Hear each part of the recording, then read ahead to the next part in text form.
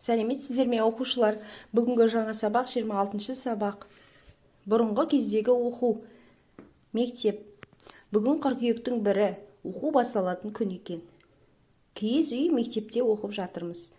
Әліппе жетіспейді. 2 оқушыға бір әліппеден оқимыз.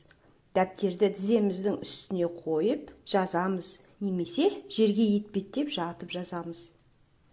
Әліппе ғана емес, қарындаш та жетіспейді. Бір күні Сағатбай ағай сыныпқа бір уыс қарындаш әкелді. 2 оқушыға бір қарындаштан бөліп берді. Өздерің пышақпен бөліп алыңдар деді.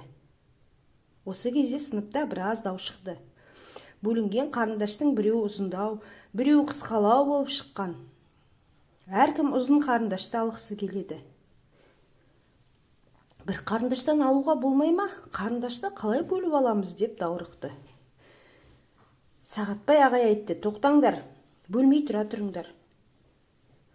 Мен қарындашты тура бөліп көрейін дейді. Ол шыбықты қарындаштың бойына дәл етіп өлшеп алды. Сөйтіп, шыбықты 2 бүктеп сындырды. Осы тәсілмен қарындаштың дәл ортасын тапты. Осы оңай ақыл біздің басымызға неғып келмеген. Ал енді ұзынды қысқалы болып бөлінген қарындаштарды не істейміз? Сағатбай ағай бұған да ақыл тапты. Жеребе салып ешкім ренжімейтіндей етіп бөліп берді.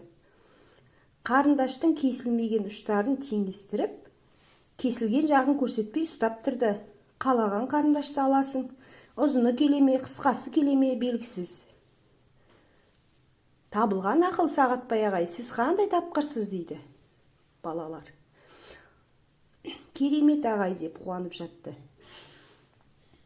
Ақылдылық тек үлкен істен байқалмайды. Сағатбай ағай сабақты жақсы түсіндіріп, өмірде де кездесетін күтпеген жағдайлардың бәріне де тапқыр адам еді. Біздің ұстазымыз сондай ақылды кісі болды. Оқушылар, каналға тіркеліп, келесі сабақты күтуге кеңес беремін.